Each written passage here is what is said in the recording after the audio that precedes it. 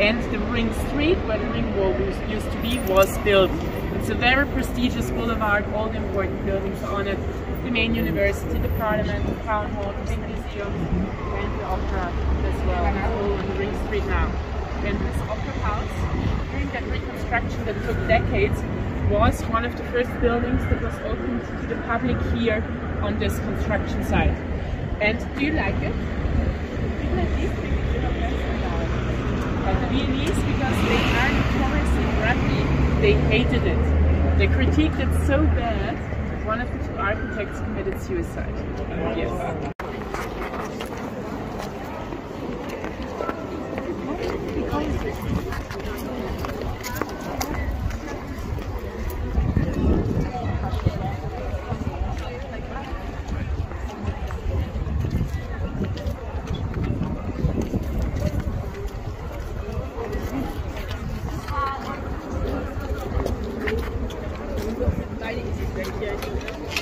This looks more like a palace, doesn't it? Than what is so early. But look back, look behind you.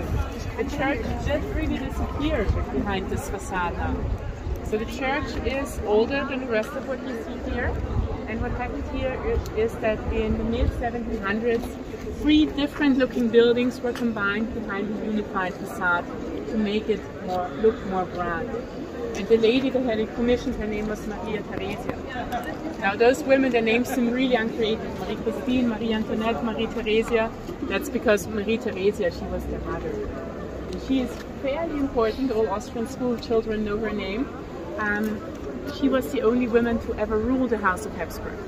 Actually the only woman to rule Austria until 3 years ago when we had a female chancellor for a year.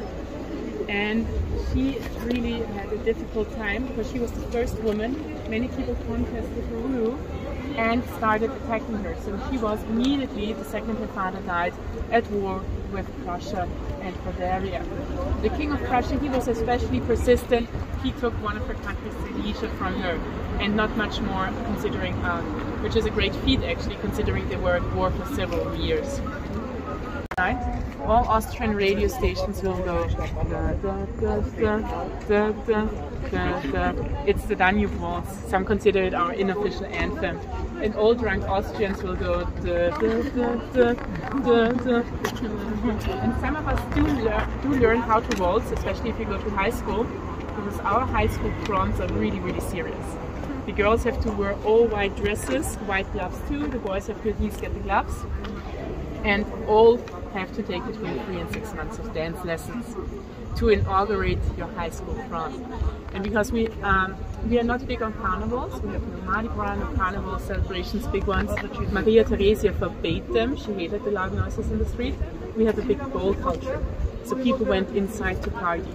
And when there's no COVID, during ball season you can sometimes see young people queuing up along this house to get in and audition, because this is the Ellmeyer School of Dance.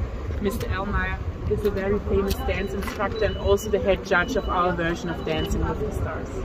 So ball culture is something that's a bit cliché but really, really big and central to Austrian and Viennese culture. The next part of the palace, this is the Spanish riding school. The Spanish riding school, those horses date their lineage back to the 16th century. This is when they were brought over the Alps to Vienna, and then they started breeding them here. And those horses are instructed in a very old-fashioned way. It's called a horse ballet.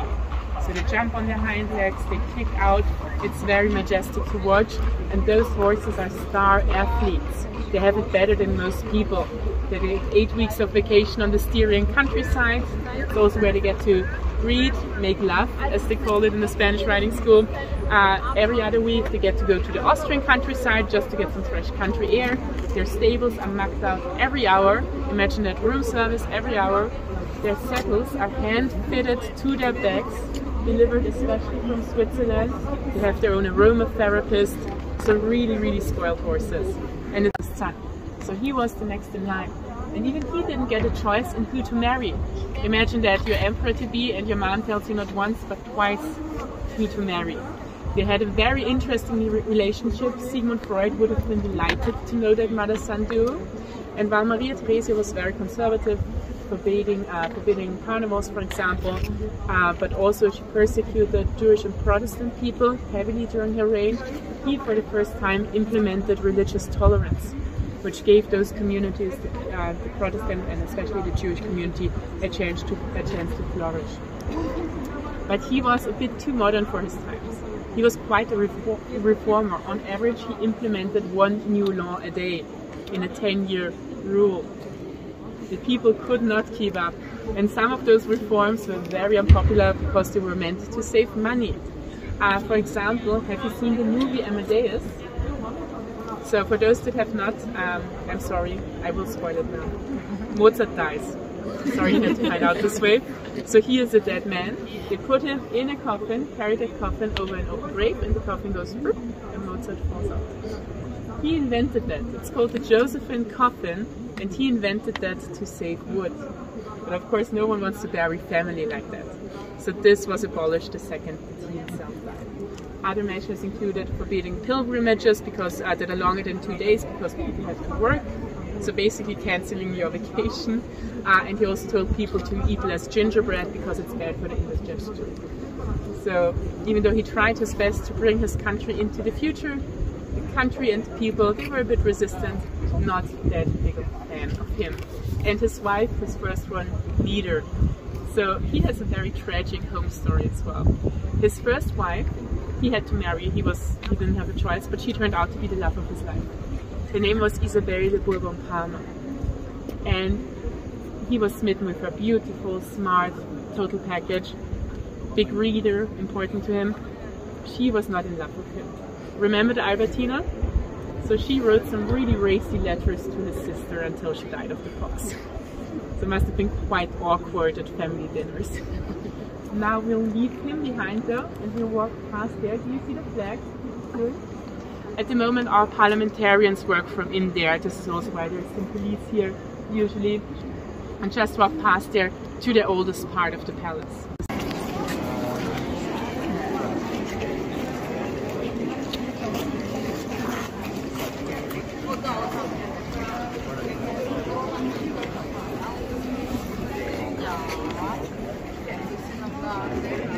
This gate is opened here by a man called Ferdinand. You can see his name on the top left corner, Ferdinandus in Latin.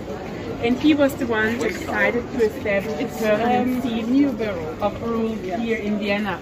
And he really had to fight a lot of people when he came here. For example, the people of Vienna didn't like having him here. Having an emperor in your city means more taxes and less freedom. And even today, if you told people that, there would be riots. But as soon as he settled here, the Ottomans were also knocking down the doors. So he also had to defend the city against the first Ottoman siege. Hard life for him, especially considering that he came from sunny Madrid and spoke poor German. So he really drew the short straw in his life. But what happened with him? Not to bore you too much with the Habsburg family tree, which sometimes is like a reef due to the incest. But starting with his grandfather, the Habsburgs married into the families of Burgundy, which is now Belgium and the Netherlands, Spain. Back then they also had the Spanish colonies. Bohemia, that's the one. Bohemia and Hungary, that's the one Ferdinand married into. And then those families died out. And the Habsburgs suddenly ruled Burgundy, Spain, the Spanish colonies, Bohemia, Burgundy, as well as Austria, which they already had. So just by marrying smartly for 3 generations, they married into half of Europe. So marrying smartly and other people died. First, poor man had to rule during the Napoleonic time. So he lost all the wars and battles against Napoleon except the one that counted, the last one. He even had to marry a daughter to Napoleon. So he really had a rough go of things during his time in power. He was a normal proportioned man though. That was not one of his troubles. Normal proportioned, if not a bit slender. The one that was deformed due to the incest was his son, the man that had the statue commission. He had an oversized head, a water head, and maybe to compensate, he made sure his dad got a smaller one. And this man with the water head, he was not really fit to rule. He had ministers taking over, they really implemented a regime of terror in Austria, of censorship, and in the end he had to abdicate during the revolution of 1848. There were revolutions in this year all over Europe, from Germany to Italy, Hungary to Austria. And then a man came into power that's really important to Vienna even now. He changed a lot in the city. His name is Francis Joseph. I mentioned him in the very beginning. He was the one that had the wall torn down. And he was in power for 68 years. Imagine that. Just as a comparison, Queen Elizabeth now has 70 years on the throne.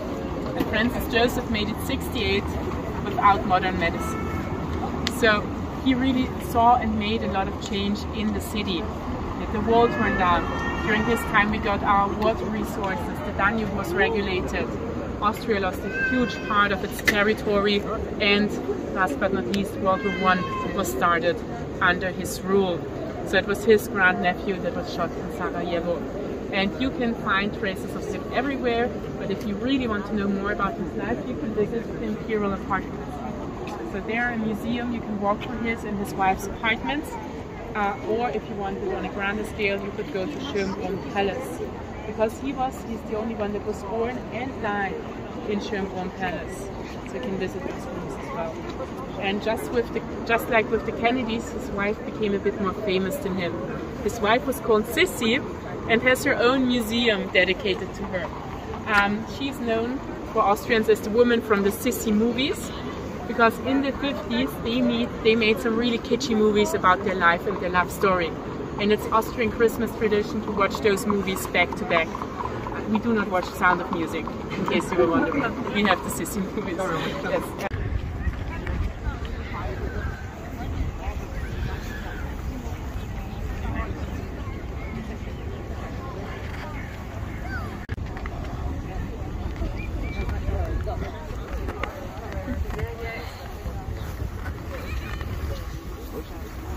It's nice, I that. I mean, I would highly recommend if you've got time.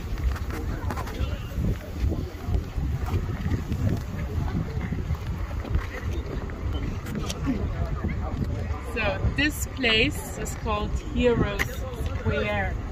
More on why in a second. But the really big thing, maybe let's go back in time to how this place came about in the first place. Because there used to be the city wall again. But there where you see that gate? And this was the first part of the wall that was taken down. And that not on purpose. Because this part was blown up by Napoleon when he invaded the city for the second time. And the emperor we saw inside, Francis, the one with the monkey legs, he clearly had to realize that the wall was useless against modern explosives. So he had this area cleared up and opened the palace to the suburbs. So this was the first thing.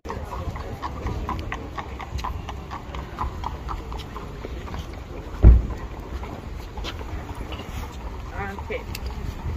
So all those flags here, so what's the deal with those two buildings? This part of the Hofburg is the presidential office in Austria, and the one behind me is the Chancellor's office.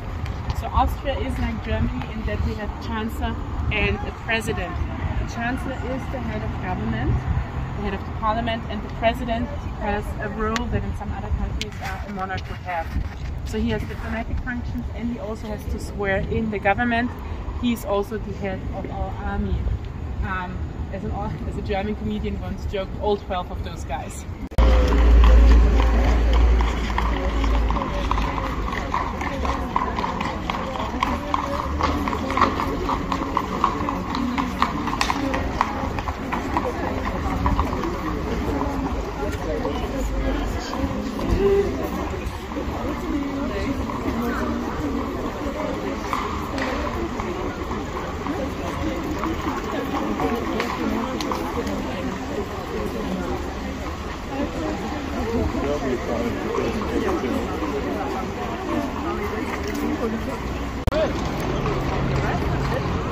So what happened here was that Maria Theresia's father, he had plans for this wing drawn up.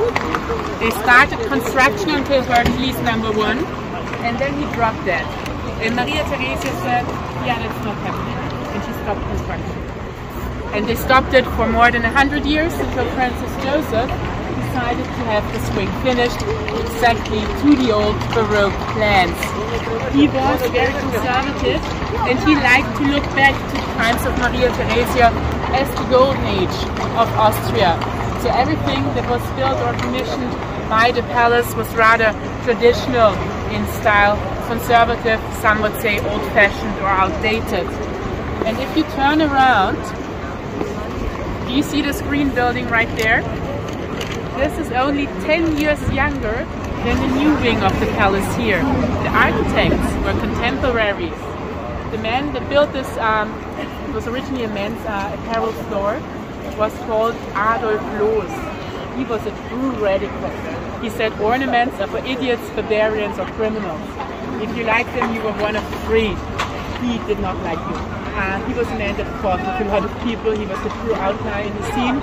And what gives his building's character is the geometry of it and the material. Especially the green marble with this one. And because it's a men's apparel store, there are tailors in there. And one detail that I think is very smart. Do you see the windows in the first floor? They are not level, they have those corners. And it's so there would be a maximum amount of light that could stream in there and help them with their work. Nowadays it is a bank, and it is still regarded, especially if you're in the architectural scene, as one of the marvels here in Vienna. Indoors it's all dark mahogany and mirrors. And one of my first jobs as a student in the city was actually as an event hostess. You can rent this building, if you're keen on it now, for private events and parties. And I was the one with the guest list. And almost every night without fail there would be some architecture students backpacking through Europe asking me to have a look inside. I had to say no. Close company. See the antique drawings. It's on the left hand side. So, what's the story about the Romans and Vienna? Vienna was founded by the Romans in the year 90 after Christ, but not as a city, as a military bastion. They had many of those along the Danube. Those were necessary to defend the empire against Germanic tribes. And these military bastions, they all look the same. And there were only soldiers that were allowed to live in there. And because those men still had needs, the women, children, many merchants would settle outside the military camp, which is why where we are now. Because they all look the same, it's very easy for archaeologists to reconstruct the layout of one of those military camps. And so we know for certain that we are in the suburb of it now. Which brings us back to the ruins. The one to the left and to the right, disregard them, they are from Baroque times. But the one in the middle, they are Roman, they are at least 1,500 years old. And what I want to show you especially, if you look at it from this angle, from the left, underneath the plexiglass, there's a bit of wall still left. And on that wall, you see some green scribbles. You have to, maybe, let's change a bit if you have seen them, so that everyone can have a chance. And those green scribbles, archaeologists believe to be wine leaves. And they also believe that if they pasted on wine somewhere, they might have also drank it. So we are probably looking at the leftovers of a Roman wine tavern. And this also tells us about the oldest ongoing blackstone in the city, the one between the Viennese and their wine. Wine has been cultivated for more than 2,000 years in this region. If you want to go traditional, the normal white wine of the region is a white one. It's called Vienna, that's the most popular wine in Austria as well. And the way we drink it, especially in the summer, is half wine, half sparkling water. We call it a spritzer. And sometimes waiters say 4 fingers water, 4 fingers wine, or 4 fingers wine, 4 fingers water. So you can pick and choose with spritzers. And the reason our last mayor was so beloved, he was in office for more than 20 years, my entire adult life. He came into office the year I was born, and then only stepped down 3 years ago. He's very famous. After being in office for more than 2 decades, what he's most famous for is one drink order he made. He was in the Vienna town hall giving a really boring interview, and then behind him a waiter passed. And this small, old, stout man turns around with cat-like reflexes and shouts to the waiter, "Bring in the spritz wine," with this gesture like an emperor. And this saying, "Bring in the spritz wine," is now a common saying in Vienna. You can get it on t-shirts, backpacks, the works. If you go to your friend's house, they ask you what you want to drink, it is completely okay to tell them, "Bring in the spritz wine." It's now a very common saying. After almost 30 years, that's his legacy. But he was very popular, maybe because his drinking habit was really relatable to the Viennese. So Viennese and wine, they go hand in hand. In German, the words are almost the same. Now, we'll go down this shopping street. It was the street that led into the Roman military camp. Has always been a very prestigious shopping street, but wine we'll talk more about when we are on it.